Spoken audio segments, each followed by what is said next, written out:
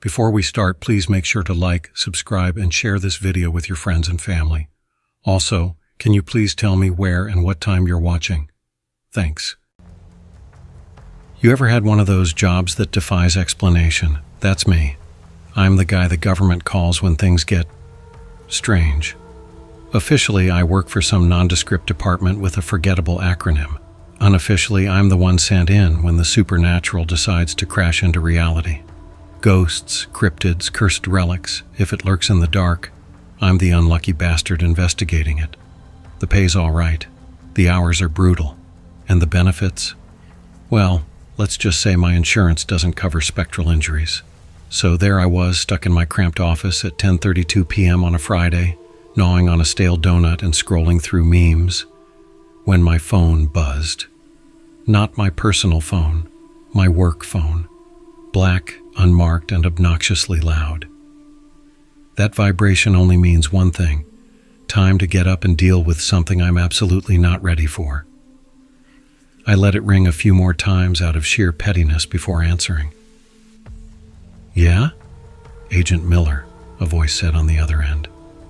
I didn't recognize it, but that's nothing new. Half the people I deal with don't officially exist. We've got a situation. Small town, middle of nowhere, coordinates incoming. ETA 2 hours, I muttered. Briefings in the file. Good luck. Click.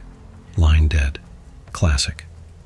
I sighed, tossed the donut, and grabbed my go bag. In this job, you learn fast. Always keep one packed. Flashlight, EMF reader, flask of whiskey, and a few charms from some old guy in Louisiana who swore they'd keep me safe.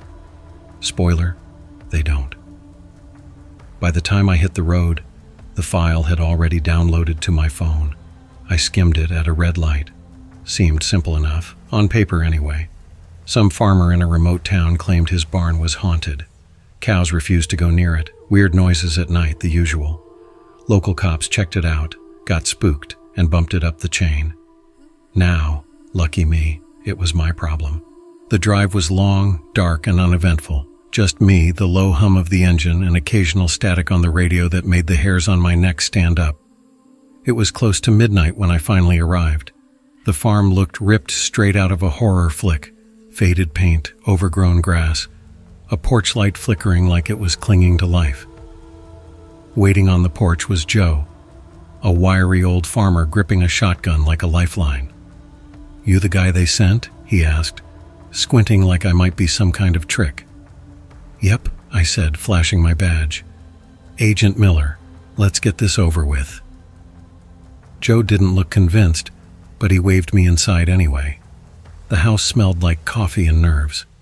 As he poured me a cup, I noticed his hands were trembling. What exactly am I dealing with here? I asked, keeping my voice level. Joe's eyes flicked toward the barn. I don't know, he muttered, but it ain't natural. I studied him. Usually when people say that, they mean a weird draft or a cat that won't go near a room. But Joe looked deadly serious. I followed his gaze to the barn, looming in the distance. It looked ancient. Weathered wood, sagging roof. The kind of structure you expect in an abandoned ghost town, not a functioning farm. Joe clutched his mug so hard his knuckles turned white. You think I'm crazy, don't you? I shrugged. Not my job to judge. I just figure out what's wrong and deal with it. He nodded like he was trying to convince himself of something. Well, if you're gonna check it out, just be careful. I slung my bag over my shoulder and stepped out onto the porch. No more small talk. I had a long night ahead of me and being polite wasn't a priority. The barn sat about 50 feet away, and as I walked toward it, a creeping sensation settled over me. Sure, barns are always eerie at night, but this was different. I pushed open the barn door and instantly I knew something was off. The space was dim, barely lit by the weak glow from outside.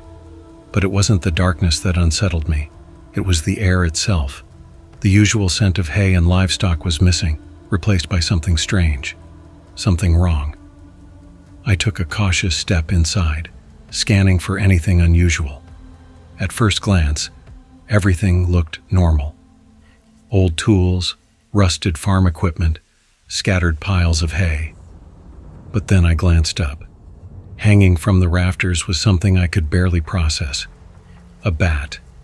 But not just any bat. This thing was enormous, the size of a predator that had no business existing. Its wings stretched wide, leathery and torn in places, like something that had crawled out of a nightmare. Its fur was patchy and matted, like it had been through hell. And its face wasn't right, not even close to what you'd see in a zoo. I froze. It just hung there, perfectly still, like it was waiting for me to make the first move. For a few agonizing seconds, neither of us moved. Then, my instincts kicked in. I pulled out my EMF reader, raising it cautiously. Nothing. No readings, no electromagnetic spikes, no interference. It was like this thing wasn't even part of our world. A cold weight settled in my gut. Slowly, I started backing away, trying not to disturb whatever this was. But I could feel it. Its eyes locked on me, tracking every inch I moved, watching. Then, just as I reached the door, I heard it. A heavy thud behind me. I barely had time to register what was happening before I felt the rush of air. The thing moved, fast, faster than anything that size should. I spun around just in time to see it swoop downward, its massive body hitting the ground with an eerie, almost controlled grace. It stared at me. And in that instant, I saw something in its eyes, something aware, intelligent. It knew who I was. It knew why I was here. And it wasn't afraid. I had a split second to decide, stand my ground or get the hell out. I chose the second option. I bolted, slamming the barn door shut behind me and sprinting back toward the house without looking back. My heart was hammering in my chest, my hands shaking as I wrenched the door open. Joe was waiting inside, shotgun still in hand. His expression shifted the second he saw my face. "You saw it, didn't you?" I sucked in a breath. "Yeah, I saw it. And I'm pretty sure it saw me too." Joe didn't answer right away. He just gave me a long, knowing look, like he'd been expecting this. "It's been here a long time," he said finally. His voice was quieter now, almost hesitant. "Old folklore says, if you see it, you don't make it through the year. But I always figured that was just, a story." His words settled like lead in my stomach. "You didn't think to mention the part about a giant, possibly cursed bat?" I asked. Joe glanced at the floor, then back at me. "Didn't think you'd believe me." "Right," I muttered, pulling out my phone. "I'll file a report, but, you might want to start packing. This thing isn't the stay out of trouble type." Joe didn't argue. He just nodded once and walked off, disappearing deeper into the house. Outside, the night had gone deathly quiet. Behind me, the barn door creaked. I turned, feeling the weight of something watching from the darkness. Normally, this is where I'd pull out my gear. I'd take measurements, set up surveillance, try to piece together what was happening. But this time, something was different. It wasn't just the bat. It was the way it looked at me, like it was waiting for me to make a mistake. I ran a hand over my face, trying to shake the feeling. My mind spun through possibilities, explanations. There had to be something logical here, some rational cause. But the truth sat there, undeniable. Giant bats didn't exist, and yet I had seen one. I turned back toward the house, stepping inside. Joe was still there, pacing, waiting. "What now?" he asked. I wiped my hands on my jeans. "Joe, we're not dealing with an ordinary animal here. This thing, I don't even know what it is yet, but it's not something you can just trap." Joe looked like he wanted to argue, but hesitated before nodding, swallowing hard. "What do you want me to do?" "Stay inside. Don't step out until I say so. Keep your shotgun ready." He opened his mouth, probably to protest, but then thought better of it. Without another word, he turned and disappeared into another room. I stepped back outside, my mind racing. A bad feeling crept up my spine. Pulling out my phone, I double-checked the coordinates from the case file, ensuring I hadn't overlooked something. The nearest town was still an hour away, and there were no similar reports in the area. That didn't surprise me. Incidents like this usually got swept under the rug or ignored completely. The local authorities likely dismissed the so-called haunting as a prank or some strange animal behavior. But whatever was inside that barn, it wasn't any normal animal. Grabbing my flashlight, I headed back out, more determined than before. If this thing was a real threat, I had to figure out what I was dealing with, and fast. Stepping into the barn cautiously, I swept the flashlight across the hay-strewn floor and abandoned farm tools. The bat was still hanging from the rafters, just like before, but now it was staring at me with an unsettling intensity. It was studying me, sizing me up, and that was the most disturbing part. It wasn't afraid. I pulled out my EMF reader again, though I didn't expect much. I had already tried once, and there had been no reaction. But something in my gut told me this was beyond technology. I started moving around the barn, scanning the walls, the floor, searching for anything that might give me a clue about what I was up against. That's when I noticed them.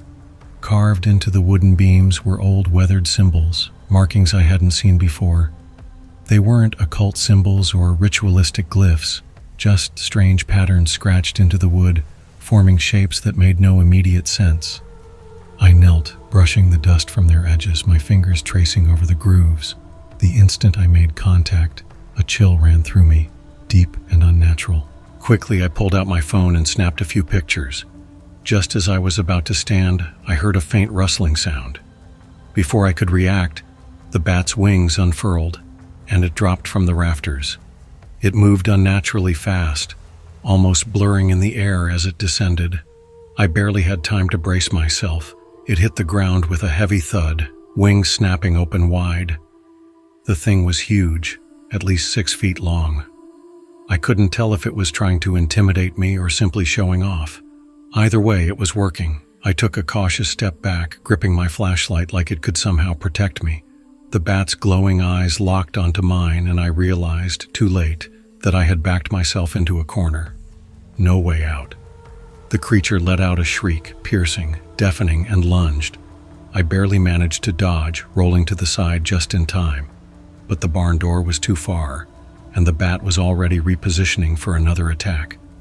I scrambled for my go-bag, yanking out the silver knife I always kept inside. I wasn't even sure why I had it, but experience had taught me one thing. You never walked into situations like this unarmed. If nothing else, it gave me a fighting chance. The bat lunged again, its massive wings sending a gust of air strong enough to knock me off balance. I swung the knife, aiming for its head, but it was faster than I expected. Claws raked across my arm as it streaked past, pain flaring instantly, but I couldn't stop. I kept moving, inching toward the barn door, trying to find any weakness. I swung again, but the creature dodged effortlessly. It was relentless. Each beat of its wings sent another burst of wind through the barn, making it hard to breathe. I needed to think fast. This wasn't just an animal. This was something far more dangerous, and if I didn't act fast, I was going to die in this barn. But through the chaos, a moment of clarity struck me. A realization that had me scanning the space frantically. The barn wasn't just a barn. As the bat lunged for me again, something in the far corner caught my eye, just beneath the rafters. At first I thought it was another set of random scratches, just more signs of decay. But then my flashlight hit it at just the right angle, and my pulse spiked. A circle. A ritual circle. It was faint, barely visible where the wood had worn over time, but it was unmistakable. The outline was drawn in a deep, faded red, covered in strange runes and symbols I didn't recognize. It was ancient, far older than some amateur occult work. This was real, designed for one thing, to bind. But it wasn't whole. I clenched my teeth. Of course, the damn thing had been trapped here, until something or someone had broken the circle. The bat screeched, diving at me again. I barely dodged in time. It was too fast, too relentless. But I couldn't just keep avoiding it. It was only a matter of time before it caught me. I had to end this. My eyes darted back to the broken circle. The flaw was obvious. A gap disrupting the binding's power and setting the creature loose. My mind raced. I didn't have the time or tools for a perfect fix, but I had one thing that might work. I reached into my bag, fingers scrambling for the salt I always carried.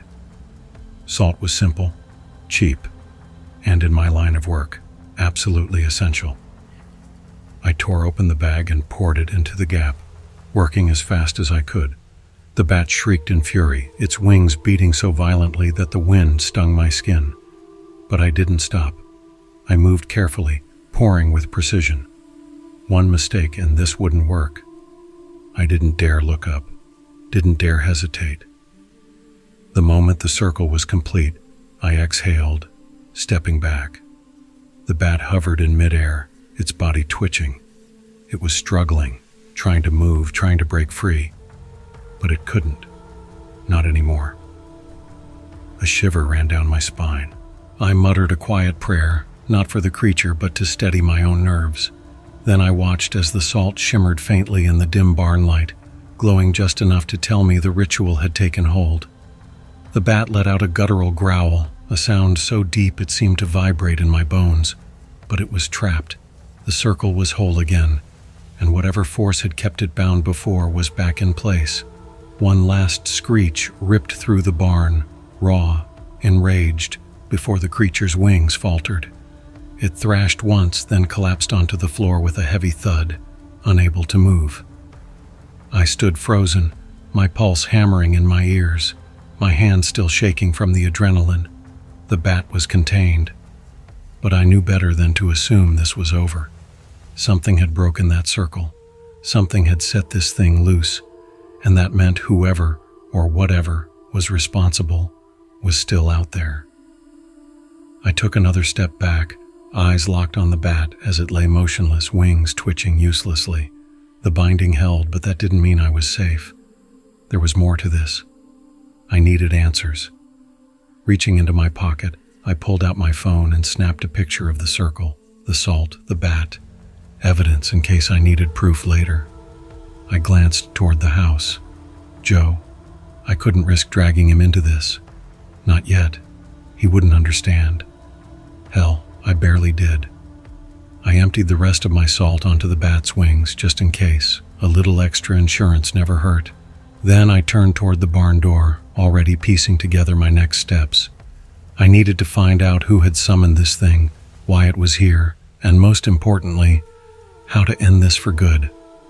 It wasn't just a random mishap. This had been carefully orchestrated. I could bet my paycheck that the person responsible wasn't done yet. I spent the rest of the evening combing through every book and journal I could find in Joe's old farmhouse, searching for anything that could explain what the hell was happening with that bat. I wasn't expecting much, but after what I'd witnessed in the barn, I knew I couldn't just pack up and leave. There was too much at risk. Joe didn't say much when I returned inside.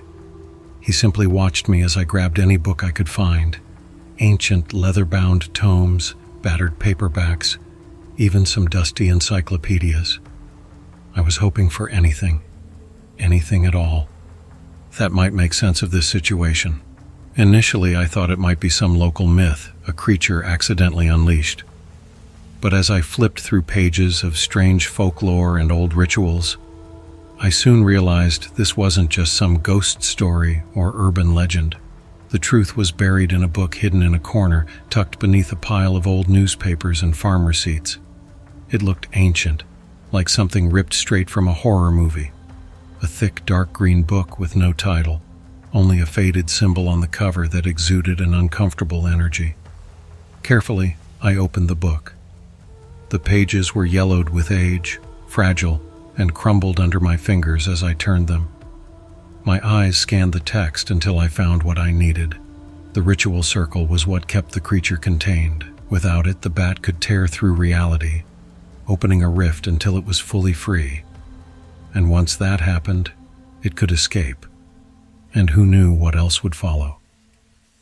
But as long as the ritual was intact, if the circle was maintained, the bat, and anything else tied to it, would remain trapped. The catch? Someone had to keep the circle intact. Someone had to maintain the ritual, renewing it every few months, or the bat would break free again. It was a cycle, a responsibility. I flipped to another page, reading more. The book explained the binding rituals and the signs of a broken circle. There were symbols, runes, just like the ones I'd seen in the barn. They had to be preserved, kept fresh, or the creature would break free. It didn't say who had originally performed the ritual, but it was clear the responsibility had been passed down through generations. I looked up from the book, the weight of my duty sinking in. I knew exactly who would be taking on this responsibility now. I stood up and walked over to Joe, who had been sitting in the corner, quietly watching me read. I could tell by his expression that he hadn't been at ease since I'd returned. "Joe," I said, my voice steady, yet firm. "This is your problem now." Joe's eyes widened. "What?" "You're the one who has to keep it locked up. You're the one who has to check the circle, make sure the ritual stays intact, and refresh it when needed. It's yours now. It was passed down to you when the last person in charge either died or disappeared or whatever happened. You're the guardian now." His face drained of color as he tried to process what I was saying. I don't know anything about this. How could I?" I held up the book, showing him the page I had been reading. "This is how. It's all in here. Just follow the ritual. Every 3 months, come out here, check the circle, and make sure it's intact. You'll need salt, plenty of it, and a few other ingredients.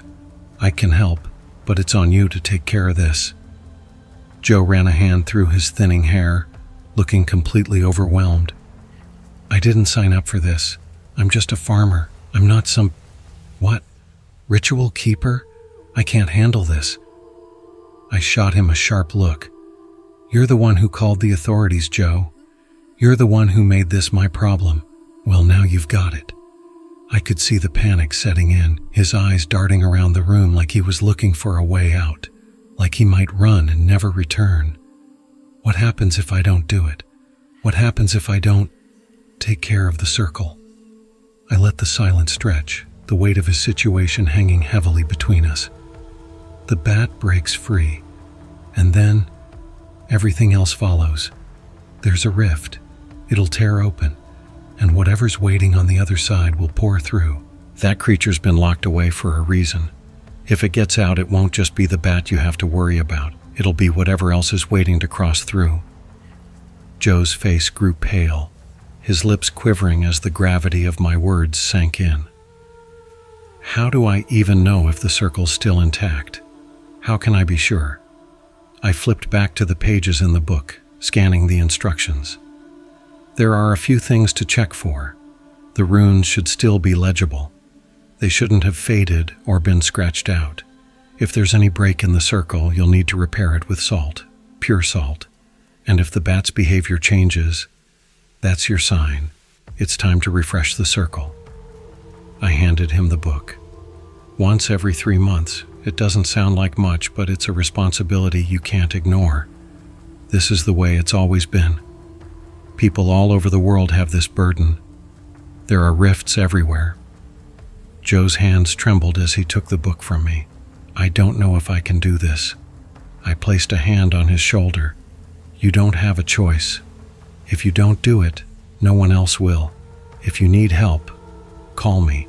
Our organization allows 3 calls and 3 questions, so use them wisely. Figure out the small stuff on your own. Those are the rules. I handed him my card. He stood there, clutching the book to his chest as if it were his lifeline. All right, I'll do it. I'll keep the circle intact." I gave him one final look, making sure he understood the weight of the responsibility. Every 3 months, Joe. Don't forget. With that, I turned to leave. The job was done, the bat contained, and the ritual now passed to Joe.